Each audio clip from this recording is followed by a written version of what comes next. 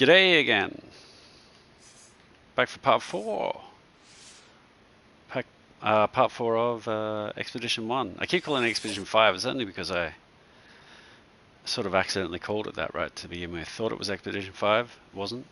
It was actually, what I've read about today, it's actually called Expeditions Revisited. And it's all of the expeditions are rerunning over the Christmas and holiday period as a bid to give back time to people who didn't have time to play their expeditions originally, either because they weren't in the game at the time or weren't playing it, such as me for Expedition 1 and 2, or just didn't have the time to complete it at the time. As I've found out, hey Two-Face, you're back again. Hello Two-Face. Hello Brees. Yo, thanks for joining again, man. You know, this is good, reliable joining from you. Nice one, man. Look, this is where we ended last night, which is finding the green machine, the amazing-looking green explorer that Rebecca was looking for. We will take off in this green explorer now. Let's go to full starship view. Finally, we can get out of here. Let's see if does this change shape as you fly out. Nope, just stays like that, just like a plane flying through space. Yeah, there you go. Simple as that. All right. Well, where we need to go is to my freighter. Where is my freighter? I need to get on my freighter to switch my ship. Let's just switch back to normal starship view. It's a little bit disconcerting looking at the outside. There it is. Freighter. We'll just whack it down here if we can. Just summon it straight here to the space station. Anomalous object proximity. Let's get a bit closer to the planet then, perhaps. Let's engage pulse engines. So I found out today reading about it that, yeah, the reason that Expedition 1 is happening again is because it's called Expeditions Revisited. It's basically, why can't I summon that thing? It's basically all the expeditions again over the Christmas period. Expedition 1 is just for this 2 weeks. Expedition 2 will run after that for about 2 weeks. Then 3. Expedition 2 is going to go up to just before Christmas. Expedition 3 will go across Christmas. And Expedition 4 into mid-January. And if I'm away in January, which is what I'm trying to plan for, potentially getting back to Australia, if I can, then that'll work out just nicely because we've just completed Expedition 4 the other day and 3. We don't need to do those again. So we can just do Expedition 1 and 2, then it'll be Christmas, literally, because we'll have all the rewards from Expedition 1, 2, 3 and 4. It'll be just like Christmas, and then I can go away for Christmas, or something like that. That's the thought process at the moment. I think it's a pretty good plan. I think it works well. So it's really good. It's really good news. Other interesting things. There's 2 very interesting things about this replay of Expedition 1. I don't quite know what to do with them yet. One is it's been cut down, apparently, due to the time. Oh, finally I can bring my freighter here. It's out in the middle of nowhere, but that'll do. I'll bring it. There's my 1 frigate. So it's been cut down. It's been cut down. Apparently the requirements have been reduced to make it a little more achievable within the 2-week time period. The original Expedition 1 ran for over a month and a half, 6 weeks, 6 or 7 weeks I think it went for. End of March through till mid May it was. So it's a lot of time to run that expedition, and I guess the idea is you couldn't complete the whole same expedition in that same amount of time. I did hear it was a hell of a lot of warping and flying around to complete that expedition. When it was first launched, they've changed the start system. So the system I started on for this expedition was on some ice planet on the side of the ice planet in Sicilia or something. I think it's called Ciscius or something like that. that is the new start system. That was not the start system in the first version of the expedition. So we've got a brand new start system, which is pretty cool. This is my brand new ship. Why is my shield down? Why is my shield down? I need to recharge it, eh? Fair enough. I will recharge it. Are we happier now? Hopefully no, my shield's no longer down. Why would it be down? Okay, it's not down anymore. Very good news. So where were we? Yeah, so apparently Expedition 1 was quite big, quite long. Took a lot of time, and they've made it shorter. They made it much shorter. They've reduced the requirements. It's a bit of a shame, really, you know, not getting to do the original expedition. Having said that, it's probably a good thing, because, you know, do we really want to take the same amount of time? It's quite good to cut it down a little bit. Sort of, you miss the original feeling of it. So I guess the only people who get to the original Expedition 1 are the people who actually played the real original Expedition 1. Fair enough. You know, they get to keep that experience forever, as they should. They also get to keep the rewards forever, as they should. But now people are being given a chance to share in those rewards and earn them, even if you weren't on the original Expedition 1, which is really good news. I think, you know, the only problem that causes at all is this sort of jealous feeling people get, where they did it originally. I was originally a pioneer, and I totally understand that. You know, I had that, nobody else had it. It's kind of like if you're playing Apex Legends and you had the original Wraith skin, the sort of goldy one that nobody could get for like the first year of Apex, and everybody wanted it, and then it came out in the store, and then nobody kind of cared anymore, because now everyone's got access to it. You know, so it sort of takes away the I'm special because I had it before everyone else, and I've had it all this time, and I deserve to continue being the only one with it. Takes the pleasure away from that person, but gives the pleasure back to a lot more people, which ultimately is a better thing. You've got to think of it as a better thing, you know, unless you actually want people to be unhappy. And let's face it, that's not the kind of channel we are. We don't want people to be unhappy. No humans should want people to be unhappy. We should want everybody to be happy. That's the way to be. So as a result, everybody getting to do the expedition, even in this cut down form, is a really good thing. But it doesn't look like it's that cut down to me, because it still takes a hell of a long time to do. I'm happy enough with it. I'm not complaining. I'm very happy that they've launched this. Very, very happy. And slowly getting these rewards. And one of the rewards we have now is this ship, but this was for within this actual what do we call it? This actual expedition itself. But we've now, thanks to finally finding the green, awesome ship last night, the Green Explorer, the A-Class, it's allowed us to get this even better S-Class reward ship, which is really, really good. It just really can't be stated enough as to how good that is. I'm just going to rearrange all my technology here. The technology slots on this are absolutely maxed out, and that's fantastic. That's really, really good, actually. Because we're going to be able to put all the technology stuff in there. I quite like this. Where could this go, actually? Could this go next to the pulse engine? Nope, doesn't stack with that, doesn't stack with that. Okay, fine. The hyperdrive can go in here as well. And this just means I'm going to have all of these things in the technology slots, and all of my inventory slots free. It will be the most comfortable S-Class experience we've ever had. And now that we've got this, we can start building it up. Most importantly, we can get anything else out of this old ship. This is our old ship that we're probably no longer going to use. It will sit here in the freighter as a sort of a museum of ships. A memorabilia, as I often talk about, the memorabilia of this was the starting ship, but we're no longer using it. So we'll be keeping that ship for memorabilia purpose. We'll be keeping this ship because it's freaking awesome. And it is freaking awesome. And we'll be keeping this other ship over here because it's also freaking awesome. It looks really cool. It's the green A-Class ship. Geodab of the Moon. It saved us. So we'll be keeping that, but I don't think we'll be using it too much because, unfortunately, let's just have a quick look in here. Let's have a quick look at the number of slots.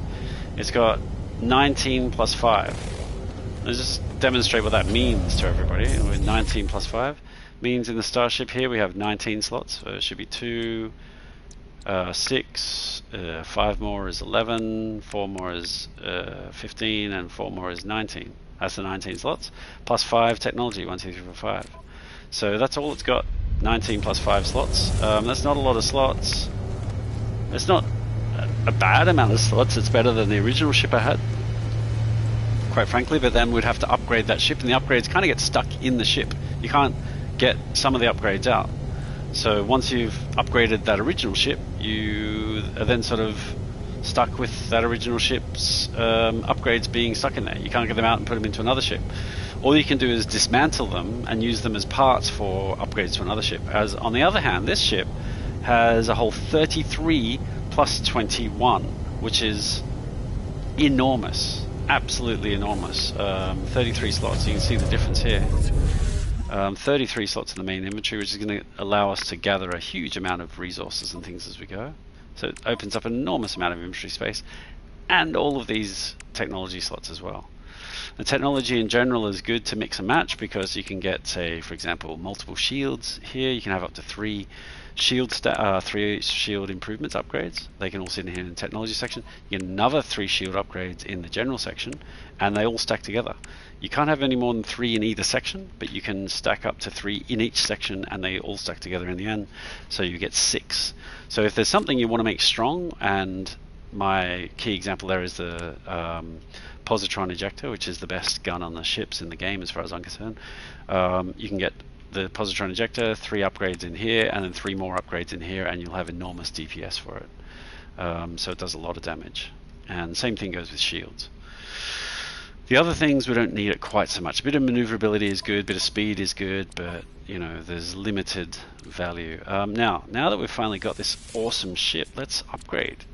There we go, straight away. Upgrade to the hyperdrive. So we've now got a flawless causality isolator S-class hyperdrive upgrade, which is fantastic. It's a supreme upgrade to the hyperdrive. It's going to improve the warp cell efficiency, meaning it's going to use a lot less warp cells. In other words, 100% efficiency means the warp cells that I was feeding into it before, have I got any of those here left? I've got them somewhere here on my freighter or somewhere. Warp cells. Maybe I've used them all already. The warp cells, for every 1 warp cell, I'll now get the value of 2 when I'm refueling the hyperdrive. So that's awesome. And the hyperdrive range has increased by 202 light years, which is huge because our range was about 105 before, so it's now going to be about 350. So I'm going to be able to double or triple jump on the path to the next rendezvous, which is going to make it much quicker. Best of all, because we're in this S-class ship now, I don't feel afraid to upgrade it as much as I possibly can. So we'll get even more upgrades like this when we go to space stations and find upgrades for it. We'll need some nanites for that, but you know, we can find those. Warp cells, here they are. Here's the warp cells. So now 1 will be effectively 2, worth 2, as we upgrade, as we refuel the hyperdrive. What else we got here? Deflector shield. Very good. I think I had some other upgrades in the freighter here somewhere, didn't I? What's this? Scanner module. Oh, we don't want to use that until we've got the S-class multi-tool, I think. So we'll hold on to that for now. Same goes for the multi-tool expansion slot. They will be used together when I get the new multi-tool. So now I need to look out for an A-class multi-tool. Storage augmentation, this is what we're looking for. This is going to, like, you know, the storage upgrades for this ship, and it's a real shame I've already used some of these storage augmentations on the old ship. That's a real shame. I was a bit afraid of doing that, and I actually used them the other day on part 2, I think.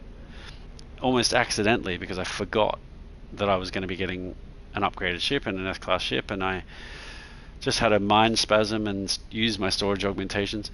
They are very valuable because when your storage is this big, every upgrade is going to cost a lot. I think we got 1, 2, 3, 4, 5, 6, 7, 8, 9 slots to go. And those 9 slots and all these technology slots are already completely full. So already completely open, I should say. Those 9 slots are going to be very expensive. I think it'll be in the range of something like 300 million units per slot to upgrade to open them up if we buy them. And I've done that before in my main save, but I have 1.3 billion units there. Here I have 1.8 million units, which is nowhere near it. And spending 300 million on a single slot for your ship is just ridiculous. So these storage augmentations will let us do it for free. I need more of those. I can get them from space stations by buying new ships and breaking them down. But there's no real need to... I'll just use my last ion battery here. There's no real need to do that because I've got enough storage, to be quite honest. I mean, if I want to have a perfect ship, I can keep trying to get them. But for now, we just want to go to the space station, upgrade this storage. That'll help us a lot. You know, I can probably keep my... Should I keep my navigation data in the ship now? I don't know. I haven't quite got enough space in my exosuit yet. Certainly metal plates, we can refill that. Deuterium, carbon nanotubes. I mean, I can carry those around in my spaceship. Now that I've got so much space in the spaceship. Antimatter housing, they're good to keep with me because they are used for making warp cells. Again, if I get some storm crystals, I can make the really big warp cells, so I won't need to recharge much at all. What else do we want to do here? I think we want to move these into other places in the freighter. Probably around about here. Just get them out of the main storage here. I kind of want to keep frost crystals ready to go. Deuterium, I won't need that for very many things, so we'll just store that somewhere like here. What else we got? Metal plating, that's worth keeping in the main thing. Wiring loom, main thing. Repair kits. I really don't know if I'm going to need the repair kits. We'll just put them in the storage for now. And then at least it's just frost crystals. Alright, this is pretty good. We're going to need to upgrade this a fair bit. Now what we could do is literally we can go into... We could sell... Well, there's another Geodab of the Moon. That's not even mine. We could sell the things out of the spaceship, or break them down I should say. You can't sell them, but you can go into here. If I hold down R3, that will dismantle this into 1 warp cell, 2 tritium hyperclusters and 50 chromatic metal. You know, that's not really worth it. This is not dismantleable. Neither is this, neither is this. This one, if I dismantle, I get 1 antimatter and 2 wiring loom. So it's good for getting the wiring loom back. You know, but really, is there much of a point? This, if I dismantle, I get 5 ferrite dust. I mean, come on. I get nothing for this and almost nothing for that. So there's really not much point in dismantling these things. It'll be the same in the other new ship I've got. So we're just going to leave all of it alone for now. And just leave it as it is. I mean, it's good. We'll have some good display ships for the freighter dock, as it were. You can see here all the spaceships here on my dock. I own 1, 2, 3 of them now. 3 whole ships. I can store up to 6, I believe. And I feel compelled to look at that, but I don't want it. Now that I've got my ship, I don't need any more ships. I would like an exotic ship still, because they're cool. But, oh, of course, plants, frost crystals, I can pick them. Excellent. That gives me a bit more frost crystals because I was a bit low on those. I'll whack them back in there for now. That's good. Does that progress my mission? That's what I want to know. Farm plants, yes, 2 out of 20. There you go. That is what we thought. So I can farm the other plants that I planted down on my first base. That would be very good. For now, we want to finish our mission for my fleet command room. I sent this guy out yesterday. Here he is. He's back, hopefully with some goods. See what he did out on mission. He covered 2,440 light years. Not bad. He's made 37,838 units. I would read all of these out. You know, I'd love to read all of these things, even for myself. If I'm just playing it solo, I actually just read all of this. It's very interesting, and I've never seen them repeated before. Ah, hello, Kedi again. Kedi Ayunsu, if that's how you pronounce your name. Nice to see you. Welcome back. Kedi, I might have a question for you. If that is how I indeed pronounce your name, please tell me if it's wrong. I don't know if you're playing through, what is this again? Expedition 1 yourself. But the other thing I wanted to mention earlier about this Expeditions Revisited, as it's called, I think. That is the name of the patch from Hello Games that created these replay of the expeditions. I noticed last night, looking in my PS5 here, that it says, in progress, No Man's Sky permadeath. And that made me think that this is actually running in permadeath mode, this Expedition 1. And I want to confirm, if somebody could confirm that for me, is it actually permadeath? I don't really want to try it out. I don't want to die. I mean, I could go into a brand new iteration of the mission, I guess. I could start from scratch. And if I did that, you know, I would be able to just see if I die. If I can't get back to bed, it would take a while, you know, sort of getting to the point of sort of dying and trying it out and seeing if I had anything left, and a lot of buggering around that I couldn't really be doing. I thought I'd just ask if somebody comes along to the stream and can tell me. That'd be very helpful to know the answer to, because if it is permadeath, it's kind of scary, because I can tell you what, I will not have the time to repeat this entire expedition before it ends with the busy life that I have. So dying could be fatal, should we call it? Pretty fatal, but actually really fatal. Oh yeah, well of course, no, you would definitely lose all your exosuit items, and you would have a lot of things get damaged. I've died in the normal mode before. Things get damaged, the repair kits are very useful for that.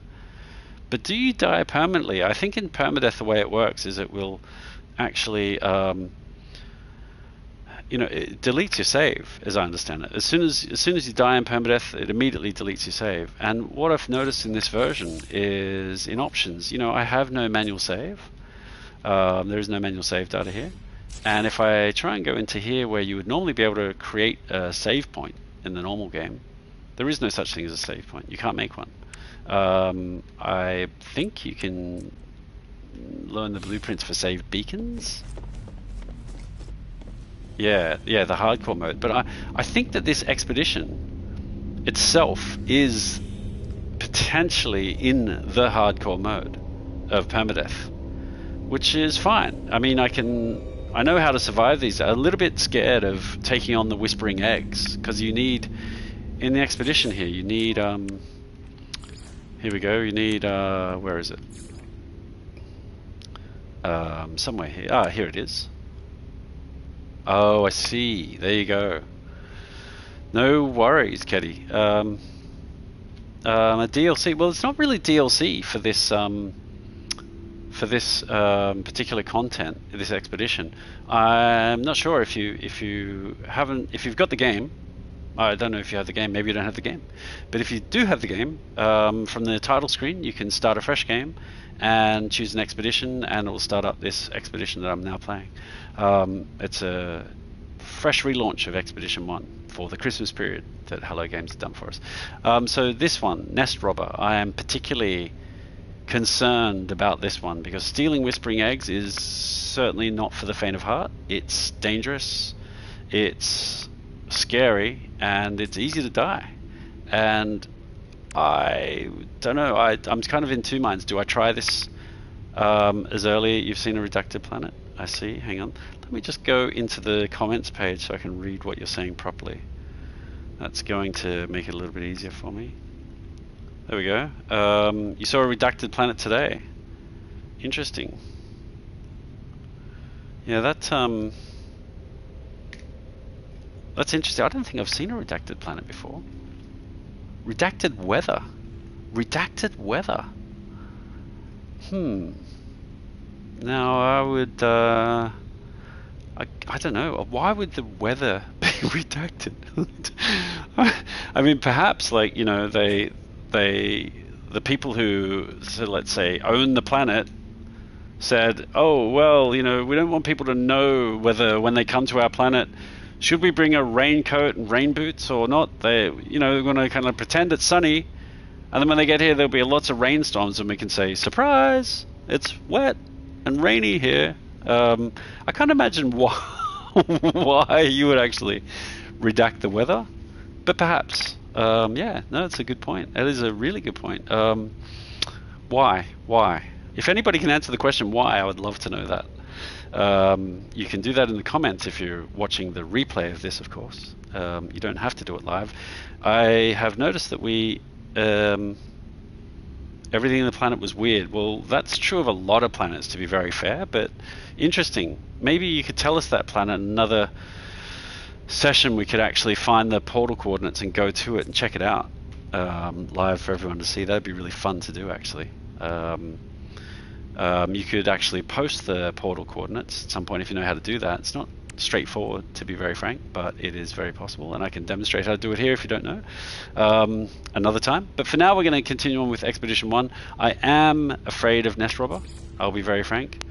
I would like to do it towards the end when I'm very strong and I've upgraded my shields and upgraded my guns and I'm really ready to do it. But the end is only the end this weekend, and I won't have that much time to do it, so the end can't be too far away.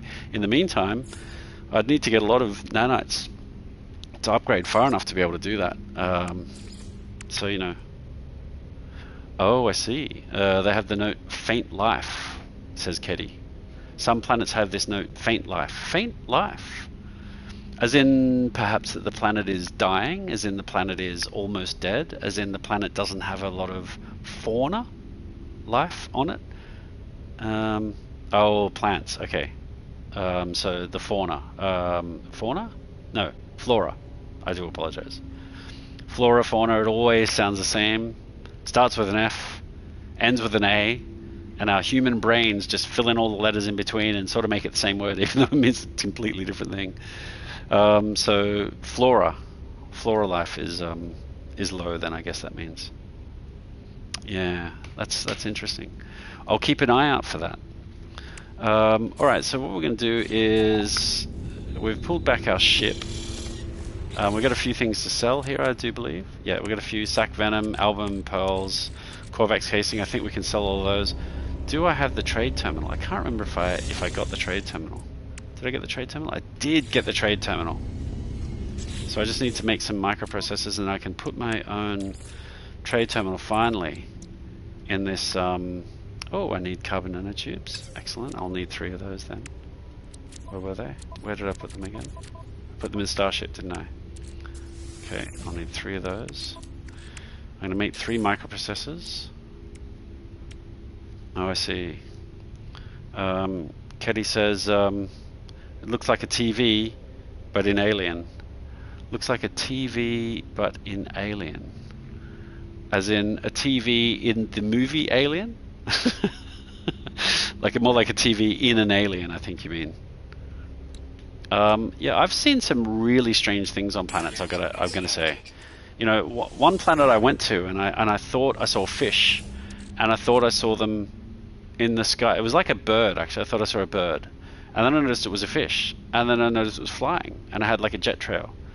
So I thought, oh my god, it's flying fish. It's actually flying fish.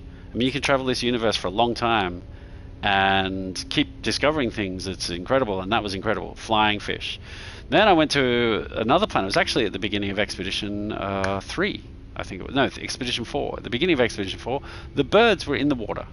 So then I saw swimming birds. So I'd seen flying fish, I'd seen swimming birds. I've seen quite a lot. An alien, it looked like an egg. You know, look, you were sort of describing what I saw, I think, on the flying fish planet. I feel like on the flying fish planet I saw what looked like a, you know, you saw a flying fish flying like a flying creature too. Awesome. Yeah, so on that same planet that I saw the flying fish, I saw these large sort of metallic balls that had windows, and they had pipes coming out of their tops like heads, and then going down into the ground, like as if they were sucking the life out of the planet they were on. And they were just there, you know, that you couldn't really interact with them or go inside them. They were just there. And so it was like the windows, I guess you could say, like a TV in an alien, is, if that's what you mean by it, that's what I saw on those planets. So it was quite incredible. Quite an incredible discovery. This game just has unlimited surprises, we'll call it for now. Unlimited. Well, right, what were we making? We were making, let me just think a moment. I got very interested in speaking to Keddy about flying fish for a moment there. I've lost my train of thought, and there we go. One of the plants looks like a UFO. Yeah, well, we saw that on the Rendezvous 1 planet actually in this expedition. Looks like a flying mushroom, like a UFO, and it was in my house. I went into my house and said, "Get the hell out of my house! What are you doing here, you flying mushroom UFO looking thing? I didn't open the door for you. I didn't invite you in for tea or otherwise. You're in my house. You're flying around like a mushroom cap." So, I don't know what's going on with those mushroom caps that fly around. Alright, I'm going to go out of this and... of course. Galactic Trade Terminal. Now, I like to have my Galactic Trade Terminal right here. I'm very used to it being here. So I'm going to put it right there. There it is. Excellent. Now, we've now got a... Oh, you saw a dead planet? Yeah, what did that dead planet have on it, Keddy? Sell. Let's sell. I think I want to sell stuff from my freighter inventory, actually. I don't think I care about the album pearls, but I do care about the oh right, yes, okay. I know exactly what you're talking about. A dead planet. They look kind of like a moon, right? Like a grey surface, no grass, very few rocks and things. Maybe some rocks, but no grass or no real flora, no plants, just dead like a moon, and often low gravity. And then they have whispering eggs everywhere. Yeah, that's exactly where I first encountered my first whispering eggs in the main game, and I didn't know what they were, so I thought, "Ooh, let's open it up and see." And then I died about 2 seconds later, because all of the horrific spawn or whatever they are came out and killed me to death really, really quickly. I had no idea I was about to be facing these horrible creatures, which is why I'm very afraid of the whispering eggs in this expedition. Doing the whispering eggs is going to be tough. Oh, I can imagine. It's very, very... I can't remember what they're called now. I could actually go and collect the horrific egg spawn from my prizes for Expedition 3. You get it as a pet. Alright, now we'll send out another expedition for this. Well, I've got... I can potentially do this one in 59 minutes, then send him out again, can't I? I mean, it looks like I'm only going to get one frigate, and there is no recruitable frigates anywhere I've found so far. So I'm just going to keep using this frigate. 50 tons of fuel, very good. I mean, exploration, I could... If I had a holographic... Is it holographic? Not mind control, that's trade, that's mining, that's combat. So yeah, holographic analyzer. If I had some holographic analyzers, I could up my exploration capability and sort of outmatch the difficulty rating. But it looks like this is okay. This will work. Let's launch that. We'll send him back out again. Off my one frigate goes out to mission. Alright, very good. The plants are regrowing, that's very good. I could probably plant some more, to be very honest, but do I want to? Do I want to? I could, that's something I could do actually. I could open this room up here, I think. Let's open it up. Oh no, I can't because my Galactic Trade Terminal's there. Conundrum. Well, we can put another one here. But it would sort of be better if it was all in a row, I think. I like my trade terminal being there, so what am I going to do? What are we going to do? Are we ever going to have enough fleet rooms to put them over here? Possibly not. We could actually just put them here in this room. Let's see. Can I make one here? I can make one here. I could make two here. I can't make three. I can just kind of expand this out a little bit. Oh no, I've run out of silver. Alright, let's not.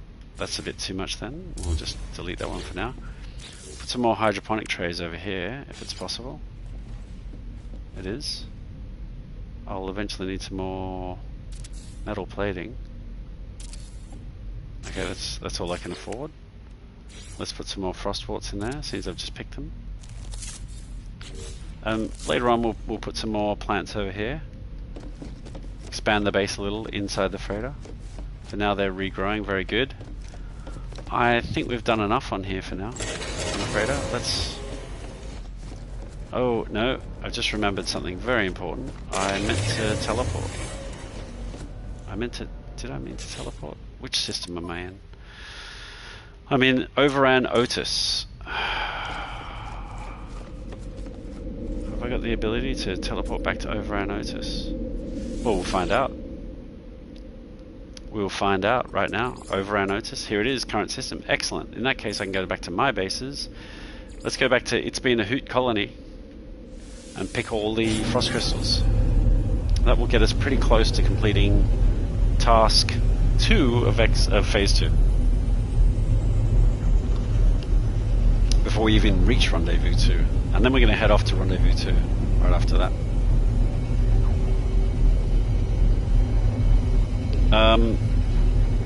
Yes, Caddy, I can completely understand that. I've only died 4 times in the original game of No Man's Sky.